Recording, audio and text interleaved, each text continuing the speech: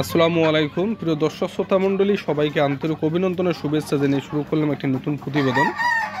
বন্ধুরা, আজ আমি আপনাদের সামনে আলোচনা করব কয়েকটি বিষয়ে। বিশেষ করে যেহেতু এখন শীতকাল চলছে বা শীতকালের দিকে ওয়েদার ধাবিত হচ্ছে, অর্থাৎ শীতকাল চলে আসবে, সেই কারণে আপনাদের যারা মুরগি পালন করেন বা হাঁস পালন করেন তাদের ক্ষেত্রে বিশেষ কয়েকটি গুরুত্বপূর্ণ বিষয় নিয়ে আজকে আলোচনা করব এই ভিডিওর মাধ্যমে। তাই আপনারা ভিডিওটি স্কিপ করবেন না, শুরু থেকে শেষ অবধি ভালো করে দেখবেন। আশা করি আপনাদের উপকার আসবে। তো বিষয় হলো যেটা আপনারা দেখতে পাচ্ছেন, কালকে কিন্তু আমরা এই খামারের অনেকটা পরিচর্যা করছি। যেমন এগুলো শক্ত মাটিটা আমরা নরম করে দিছি এবং এই মইগুলো আমরা ভালো করে রিপেয়ার করে দিয়েছি কালকে। যেহেতু এই মইয়ের উপর মুরগিগুলো রাত্রিবেলা থাকবে, এখন যেহেতু শীতকাল পড়ছে সেই সূত্রে আমরা মুরগিগুলোকে কোনোভাবেই মাটিতে রাখতে পারি না, বা মাটির যদি জায়গা করে না দেখি তাহলে কিন্তু এরা মাটিতে থাকবে। তো সেই কারণে আমরা কালকে সুসম্পূর্ণভাবে আমাদের যে খামার ঘরে দুইটা ঘর আছে, দুইটা ঘরে আমরা সুসম্পূর্ণভাবে ভালো করে মই বানিয়ে দিয়েছি। মই বানিয়ে দেওয়ার কারণে এখন মুরগিগুলো তো মাটিতে থাকবেই না, উল্টা এদের জায়গাটা খুবই কম পরিমাণে জায়গা লাগবে। আমরা খাবার সবসময় রিজার্ভ রাখবো। খাবারটা সবসময় রিজার্ভ রাখলে এরা কিন্তু তাড়াহুড়ো করে কোনো খাবার খাবে না বা ঠোকাঠুকি করবে না। তো এই শীতকালের সময় মুরগিকে বাঁচানোর জন্য বা মুরগির খামার টিকে রাখার জন্য আপনাদের যে কাজগুলো করতে হবে, প্রাকৃতিক খাবার দিতে হবে। যে খাবারে ফাইবার বেশি থাকবে সেই খাবার জাতীয় দেওয়া লাগবে। যেমন শীতকালের খাবার আপনারা জানেন কোন শাকসবজি বিশেষ করে এই শীতকালে একটা ভালো ফাইবার হিসেবে ব্যবহার করা হয়। এছাড়া আপনারা যারা খামার করেন অবশ্যই তারা মনে রাখবেন যে তুলসীর পাতা আপনারা অ্যারেঞ্জ করবেন প্রাকৃতিকভাবে। তুলসীর পাতা মাঝে মাঝে সপ্তাহে 1 দিন বা 2 দিন মুরগিকে খেতে দিবেন বা তুলসীর পাতার রস খেতে দিবেন। তাহলে কিন্তু দেখবেন মুরগির শরীরে ঠান্ডা যদিও একটু কম বেশি হয়ে যায়, তারপরে কিন্তু সর্দি আসবে না বা অন্য কোনো মারাত্মক রোগ আসবে না, যে কারণে আপনার লস হতে পারে।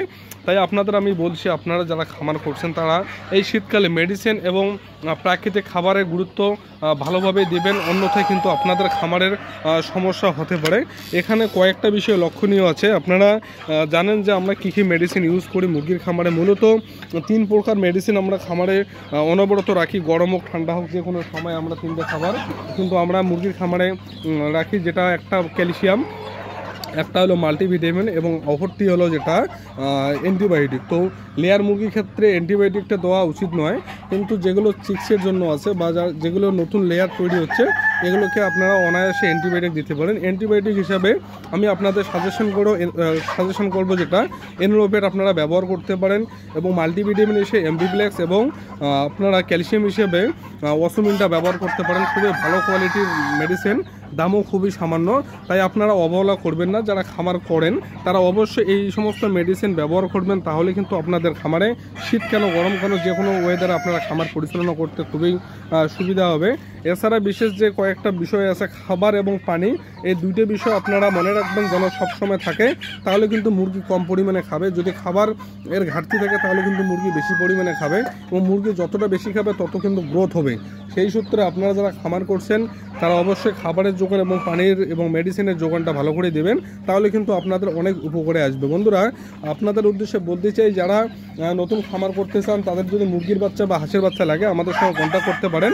আমাদের লোকেশন আশা খামার গুগলে সার্চ করলে আপনারা পেয়ে যাবেন, এবং আমাদের কন্ট্যাক্ট নম্বর সেখান থেকে পেয়ে আপনারা কন্ট্যাক্ট করে আমাদের খামার ভিজিট করতে পারেন।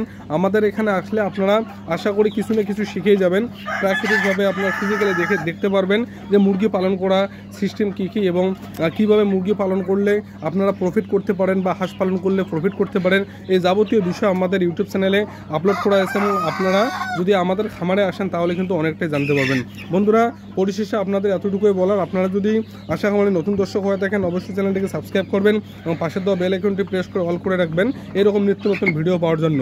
ধন্যবাদ, ভালো থাকবেন, সুস্থ থাকবেন। দেখা হবে পরবর্তী কোনো নতুন ভিডিওতে। আসসালামু আলাইকুম ওয়া রাহমাতুল্লাহ।